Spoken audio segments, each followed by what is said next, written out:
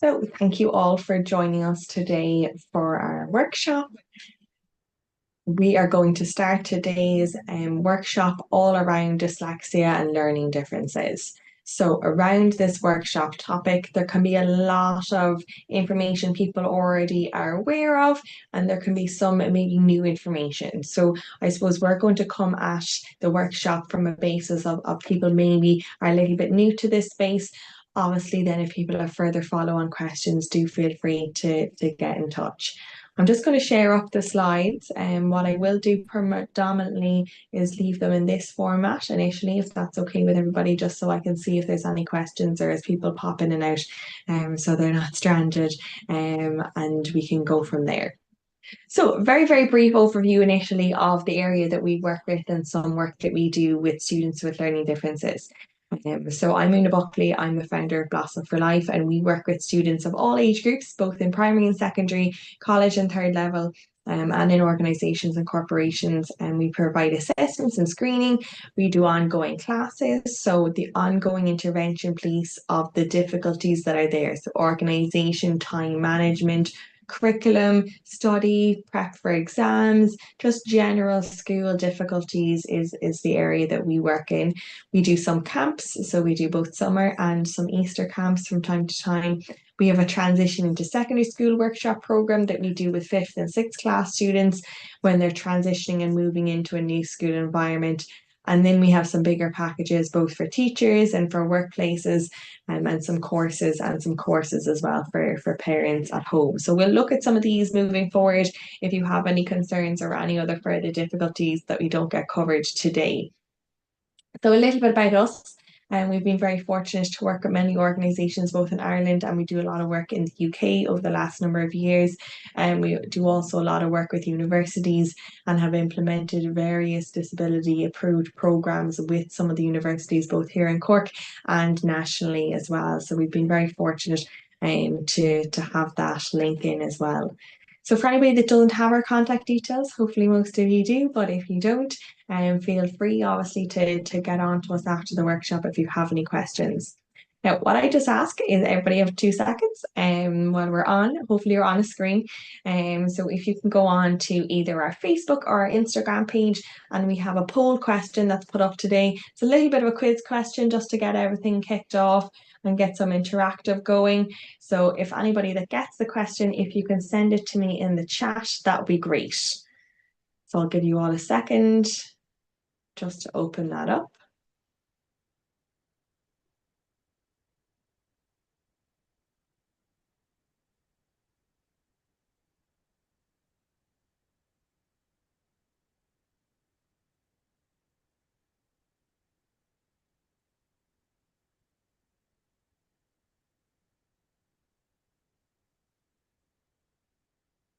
Okay, so I have a few that actually text us the question. So if anybody want to send us to us directly, that would be great.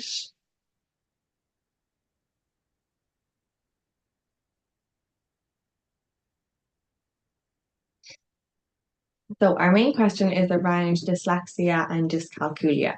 Okay, and if a student can have both of those learning differences possibly at the same time.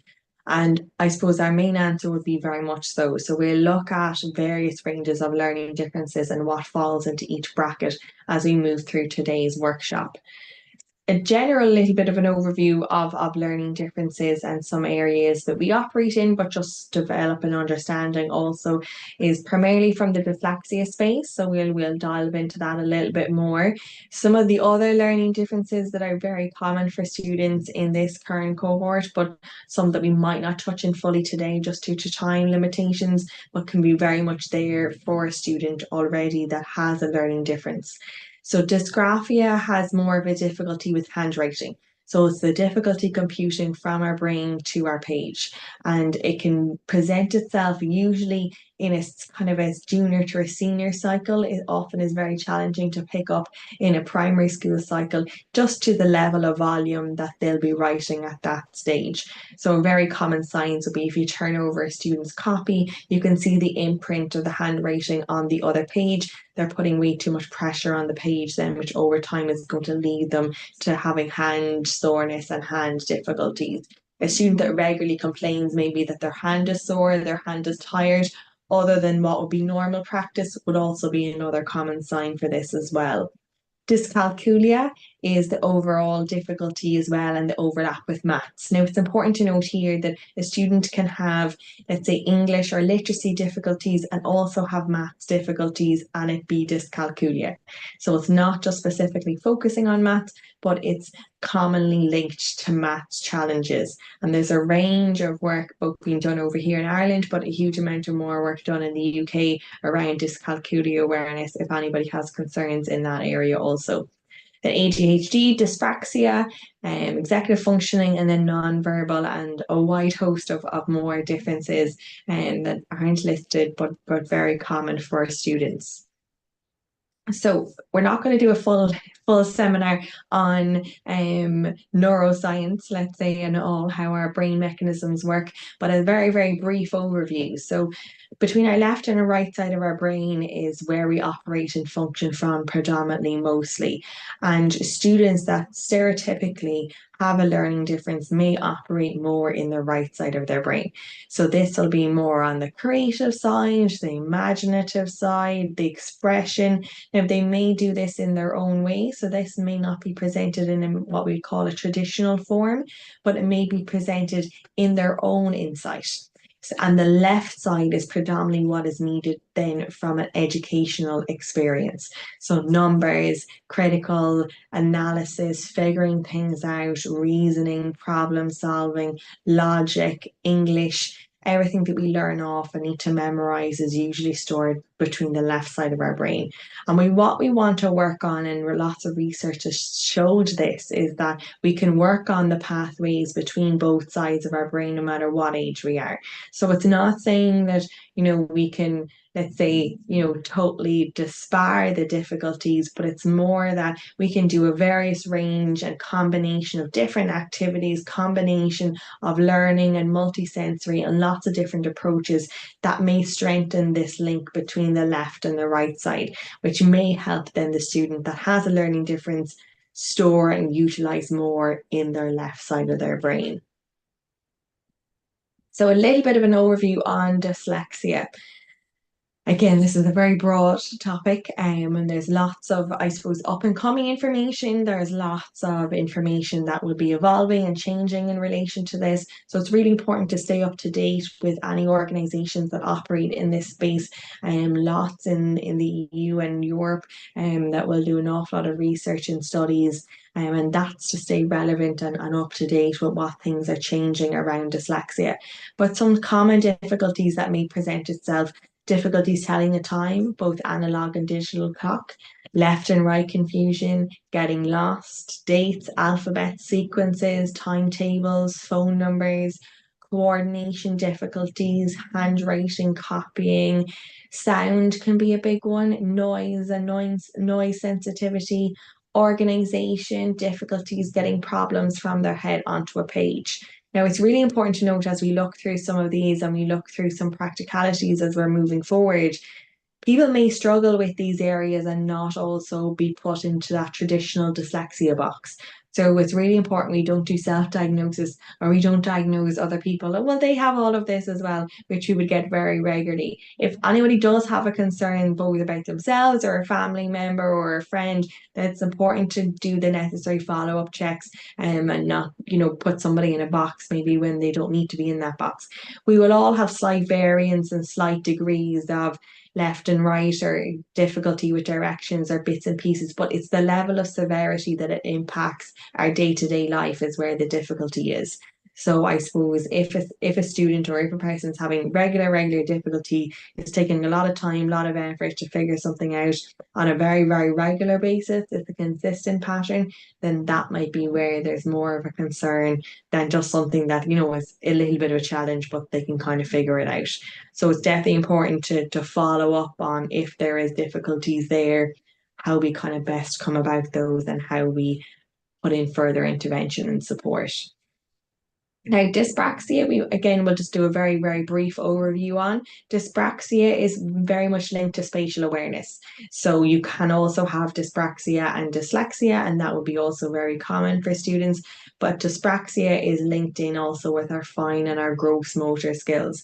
So handwriting, posture, catching balls, tying shoelaces, cycling, swimming, you know, hitting things off lockers, tripping over shoelaces, regular balance, regular not observing objects, and that distance we are away from objects.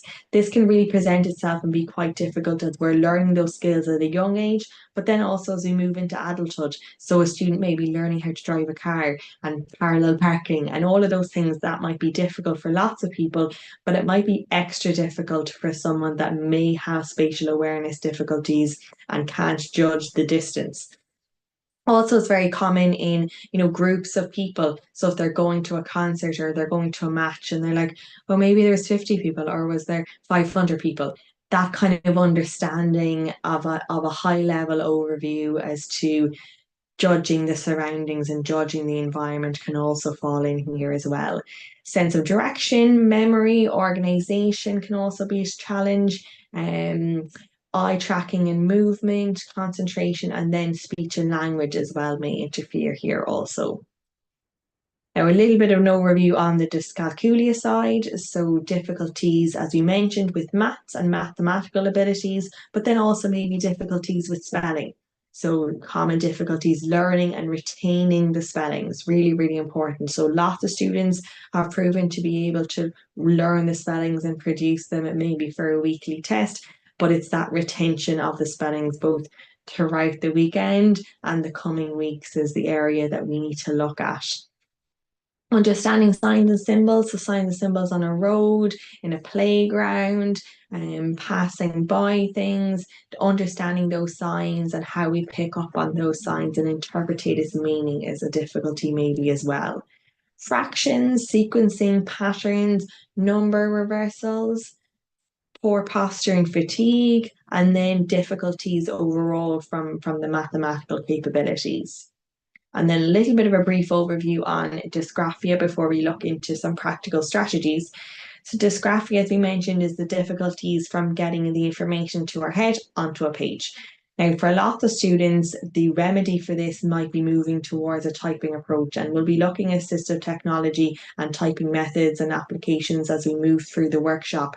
But I suppose in terms of dysgraphia and how it is best rectified is in a range of assistive tech and in speech to text and text to speech software, which we will look at and try and through. There can be a difficulty here, though, also with, I suppose, the understanding of the time that it's allowed also to write. So what I mean by that is there can be a lot of difficulty in a student of, oh, well, it won't take me that long to write the answer. Or, there can be a misunderstanding as to how long it might take and then how eligible it might be. So generally for students that are in primary school, because there's such a limited pool of work, most of the time their handwriting can be overall okay to understand. Some students have different degrees of handwriting, but generally it mightn't be at the severe level at that stage. But as we move towards transition year and junior cert levels, and there's more and more schoolwork and typing and handwriting, that's generally when it'll be kind of become quite clear, okay, this is kind of a difficulty. And some common signs would be that you would write, maybe the student would write the first paragraph or the first few lines really neat, lovely to read and understand. And then as they move through the essay or move through the answer, it may be harder and harder and difficult to read and pick up on. So just some things to note there. It can be relearned and there can be a lot of work put into different grips and different pens and lots of different practical strategies for a student, but also as well, we'll never be able to handwrite as fast as we can type. So it is advised both through research and through recommendations from various different institutes that moving towards typing at a young age actually can be really advantageous, along with the combined approach to the school curriculum. So some classroom and home-based strategies. So as we've looked at some of the overview of learning differences and some kind of things to look out for and things to note, I suppose here are some practical strategies. Now, these are just some strategies that we've gathered ourselves through working with various schools and organizations and through students. Obviously, it's important to note that every student is really individual. So when we work with students, it's very much tailored to what their needs are at this particular time, and that will evolve and change as well very regularly. So there isn't a one size fits all approach. So if you are a student, if you have a student in a classroom or you have a child at home, it's very important as well to filter through possible suggestions of what might work and what mightn't work based upon their levels of ability and where they are at the moment in terms of educational understanding. There is a wide range, though, of dyslexia, what we call dyslexia friendly font. Lots of this can be free, downloaded online. It can be installed then onto Microsoft Word or onto different packages. And there's a wide range of font sizes as well in Word. So we would do a teacher based program where we'd go through teachers with all of these kind of day-to-day strategies. And there can be some really useful things if somebody's regularly printing out for somebody in work or for somebody in school that has a learning difference, then this can help in that area. It might not suit everybody. We've loads of kids that don't like dyslexia friendly font, and we've people that do. So it's very much a trial and error, but it's an easy trial and error approach. We do recommend limiting white backgrounds. And I suppose it just breaks up the monotony and adds that variety and adds that change. There's a wide host of coloured notebooks anymore, both in smaller for, let's say, the primary school kids. There's the maths copy books, there's coloured books there. And then there's all the refill pads and all the A4 pads for the secondary school students with nearly every colour that you can imagine anymore. So in most stationery shops, they can be really easy to get and would be highly encouraged to use them for lots of students. Color overlays can be very useful for those times when we are using white backgrounds. So let's say if it's a textbook or exam paper books, color overlays is like a plastic sheet covering that has a slight tint on it. They can be bought online and really easily, and you get a pack of lots of different types of colors. And what happens is you put the color then over the, let's say, normal white sheet of paper, and it just slightly changes its gradient. So it can be quite useful as well for students to break up that monotony and also helps with their reading. Now, I suppose in terms of format and structure style, it isn't something that's introduced probably that early into the curriculum, but it would definitely be advised to work on that overall structure to answering a question. Now, again, when we work with students, we would look at this area in quite a level of detail, but it definitely, if you have a child at home, no matter what age they are, getting into that process as early as possible in terms of how we actually write an answer. Are we putting in headings? Are we putting in examples? What way are we kind of meeting up the answer so that eventually it's not a big shock and big adjustment to writing a junior cert answer or to writing a leaving cert answer. Those basic principles can be implemented at a very small level in primary school, and then we're just working on obviously writing more and more as we move through the curriculum, but the same principles can be there at a really young age. Now, limiting the use of red pen, we're so delighted to see an awful lot of studies have come out with this in recent years, but also it has been limited massively, thankfully, due to the pandemic, one of the main advantages. And with online correcting, both for primary and secondary, lots of our secondary schools that we would still work with still predominantly correct homework where they submitted online. So this has been kind of moved a little bit. What I would say is that if that still takes place, if you are a teacher, maybe see what other strategies you can use. And if you are a parent and noticing that your child is still getting corrections and things are marked out left, right, and centre, and there's loads of red marks everywhere and anywhere, then that over time can be really discouraging for a student, especially if they've invested sometimes a huge amount of time more than what their peers have. Not all the time, but sometimes they have. And then if they're constantly degraded in terms of that red markings everywhere, it can be a little deflating. Then our one instruction at a time approach. So this might not always be feasible and practical, particularly in a school setting. And for teachers asking a student to go get 3 or 4 items, it can be very tiresome. But what also can be tiresome is a student keep coming back and bringing back whatever they wanted, so it's that extra little bit of an investment, but to get things done accurately and correctly. So that can be, going to a different room, picking things up. That can be getting your school bag ready for the next day. That can be getting your shoes and your jacket and your water bottle and going to training. Whatever those things that are that they need to gather, that approach as to how that's illustrated to them is really important. So either that's in a picture diagram, if that's in a wall chart, mind maps, if that's given to them orally, whatever way the approach is, so they can work on their organizational skills. It's really important still that it's illustrated on one thing at a time so they can absorb the information. Speaking slowly, not loudly, and we illustrated this a few weeks ago on one of our university-based programs, and it was interesting, I suppose, to see the reaction in terms of, well, if we often shout a little louder, they might respond differently. And unfortunately, that's not really the case. Unless there are some other difficulties there that has not been brought aware of from a student that has dyslexia or another learning difference.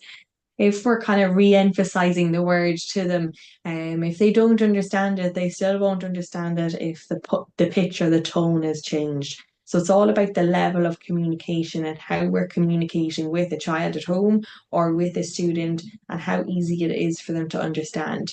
Yes, we all have selective hearing and we all want to hear different things, and there might be stuff they'll pick up on and they'll choose to ignore it. That's, I suppose, a behavior side, which is very different than what we're looking at today. But generally speaking, most students are in the space of wanting to learn, wanting to absorb information, and that's the way their brain capabilities are as we mature, and it has that sponge and absorbency level. So if somebody is shouting at them, trying to deliver instructions, the chances of them, I suppose, A, feeling comfortable, but B, also recognizing it is very limited. Then visual cues, movement breaks, and ongoing feedback kind of go together and kind of go hand in hand. There's a massive growth of movement breaks, which is fabulous and will be continually improving as more and more research shows the more we move and the more we kind of activate different parts of our brain and different parts of our memory. So in theory, most of you all should be hopefully standing up and moving around as we're listening to this workshop, because that can have a different absorbency rate to us all sitting. But unfortunately, traditionally, our school-based system is sitting desks and chairs. But the more movement we can integrate when we're studying or our students at home, or if they're sitting on, the bouncing balls or wobble cushions, anything that adds that sense of movement and vestibular movement throughout the day can be really good for them as well. And then ongoing feedback, really essential, and how we illustrate feedback either as a teacher context or as a parent is really vital. So a little bit of an overview on assistive technology. So again, kind of like the practical tools and strategies, assistive technology is very, very broad. There is so much happening probably since we started today's workshop. There's probably another range of apps and technology that has been launched. So it's really important to note that these will all change. There'll be all different updated versions. There'll be different programs that will compete with them. And what will suit one might not suit another student. And that's just the very unfortunate part of the situation. But on a positive side, once we get a particular software that really aligns with the student, it can just be life-changing. So I suppose we would have worked with a wide range of students and adults and older adults, and they've just found those 2 or 3 really fabulous pieces of software and they've just taken on the world. So it's important to note that there can be a lot of teasing through and trialing things and figuring things out. But if we get to a point where it really helps with that core issue, then it can make a massive difference. Read and write is probably one of the pre-existing pieces of software in this space and very, very useful. It can be installed onto a computer. Also, there's lots of ranges of grants and low cost levels as well for schools and for teachers to implement read and write. And read and write reads basically out a lot of text, both on the computer and on the screen. So on Internet Explorer, if somebody's reading out loads of articles or they need to highlight things, that can be really good in that basis as well. Then Live Scribe Pen would highly recommend it to anybody that does a lot of note taking. So we do a lot of work with the universities, and some of the students in the university will use Live Scribe Pen, and then also people in corporations and in a day-to-day role where they have to take down maybe lots of notes. Now, Live Scribe Pen needs to be recorded, and obviously the permission granted from the other person that is being recorded. Basically, it looks like a pen, which is very cool. It has the same shape. You hold it in your hand, and it has dictaphone functions. You can record it at a really long range. You can plug it into your computer. It does a phenomenal range of activities and very, very useful to use. Dragon then is installed onto our laptop, so really helps with the dictating function. Now, I suppose Microsoft have updated an awful lot of their dictating functions in the last number of years. So this might be very much useful now for a student and to use normal dictate in Microsoft Office. However, there is slight errors. So if you have a student that's ever used it, if they're doing full stop or comma, they might kind of leave those things out. So it can be small stuff, but it can build if you're writing a few paragraphs or writing a full essay. The Dragon definitely has a way higher accuracy rate. It can do an awful lot of wide range of things that maybe Microsoft can't do, but again, that may change as it moves forward. Natural Reader, browsing extensions, and the Brain and Photomath all are a combination between apps and things that you can download onto your desktop and onto your computer. But then Luminosity is just the most, I think, exceptional program we've come across to date. It's a fabulous brain training software that has been implemented and used in the States for maybe the last 15 to 20 years. I used it myself when I was in secondary school. So it's definitely going around a long time. And there's a free and there's a paid version, so it doesn't even need to be bought. It has an exceptional free version.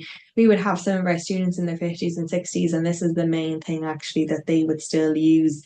And it sends you daily updates via your email of things to log in and do. And I suppose as a society and as we get older and more obligations, we're often given things that we have to do, whereas actually this can often be a thing that people want to do. So some of these activities and kind of games really are really, really engaging. You can kind of get a little bit lost in them, and you can kind of redo some of them, but would really highly encourage anybody. There's a huge amount of science, but also really accessible and really easy to use. Now, unfortunately, it's not majorly catered for the younger demographic. So it's kind of from like the teenage age group and upwards, but can kind of suit maybe the first and second years of school. But generally speaking, it kind of has an older adult cohort, but very, very easy to implement and to use at home as well. So a little bit of overview, some of the things we've looked at today, obviously we can't look at in a huge amount of detail, but we do have a How to Help Dyslexics online program. So during this program is both for parents and teachers. We have a range of modules. It's easy to get through our website. And this is looking at everything in a huge amount more detail. Like we break down all the classroom strategies, looking at all of the essential tips on how to implement them in school, how to implement them for your classroom, or if you're a parent, how to illustrate some of these practical tips to your teacher so they may be able to implement some of them for your child. Then how do we work through homework? Our kind of target for primary school homework is around 20 to 25 minutes. And then secondary school homework, how do we move through that? Either through help and supervision at home, or else giving that autonomy to the child to work through their own homework. Then we look massively at the well-being piece, so stress levels and how that impacts a student and how that may be created and manifested at home. And then our top kind of bonus overview of spelling, writing, and assistive technology. So some of our top suggestions in that area. Now, to give a very brief overview of spellings, just so that we can maybe kind of look at this topic a small bit as well. So spellings is often a really big contender, both for younger kids and actually for teenagers and for adults. So we're constantly surrounded by spellings and possibly spelling difficulties if somebody has a learning difference. Now, you may get the classic letter and number reversals and the B's and D's and P's and Q's, but how do we kind of move through those? Now, I suppose spellings, again, is a very individual approach, and lots of different programs are out there to help with spelling. So it would be advised to link in with your school and link in with your teachers or any resource protocols that are in the school in order to implement the right spelling program for your child, or if it's for an adult, the right spelling program to help work on that area. These are some of like our top kind of suggestions, and we came across this a few years ago, and it's just such a fabulous range of tools kind of condensed in an easy format. I suppose our main ones really we would look away from is kind of the rainbow approach in number three, just because if they were younger students, they'll take half the day to take out each different colour. And before you know it, it'll be 7 o'clock and they'll have one of their spellings written down. But it can be very useful, but used in the right format. Using and writing words with our wrong hand is coming out a huge amount in more and more research studies recently. And I suppose again it ties back in to that left and right brain analysis as we were looking at earlier, and how that is linked in with our memory. And we won't go into full level of detail, but if somebody wants to look into it or they have any questions about it, do send them on to me.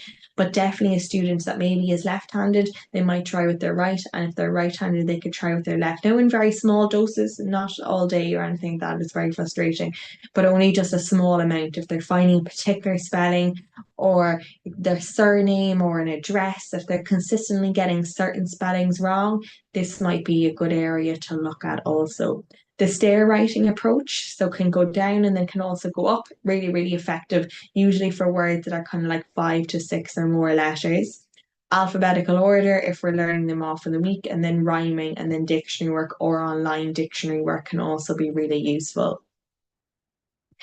Now, I suppose we can't fully delve into this area as much as I would love to, and as much as this is a very, very important strand to a student's development and to also the educational sphere as a whole. What I would say is that anybody's concerned about themselves or a child or a student with these difficulties, really important to link in with a trained professional and practitioner in this area in order to get that additional help.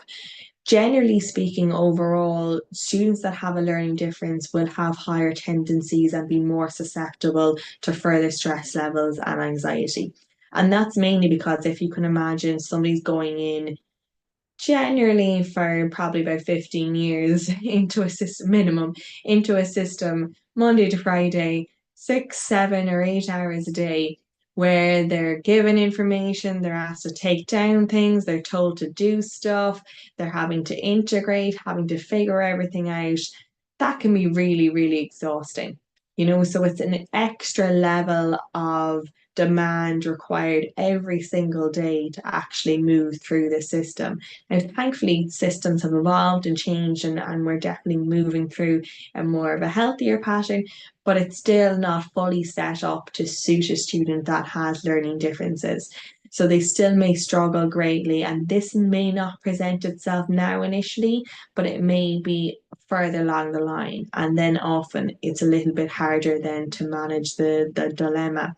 So I suppose there's lots of different signs and symptoms to look out for. Again, every student is so, so different, and we develop a massive masking capabilities with having a learning difference. You develop such cool capabilities at a really young age to hide everything. Now, I did this myself when I was in school, and then knew how to hide all of the rest of the things and all the rest of the stress levels.